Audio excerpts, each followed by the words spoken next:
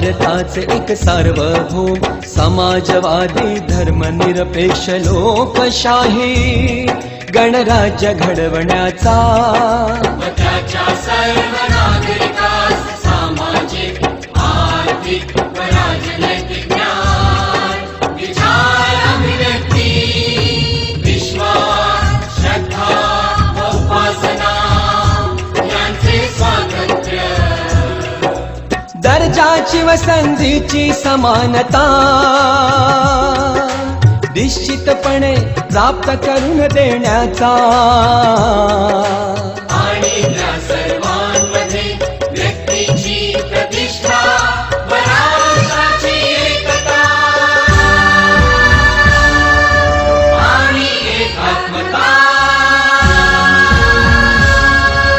यांचे आश्वासन देणारी बंधुता प्रवर्धित करण्याचा संकल्पपूर्वक निर्धार करून आमच्या संविधान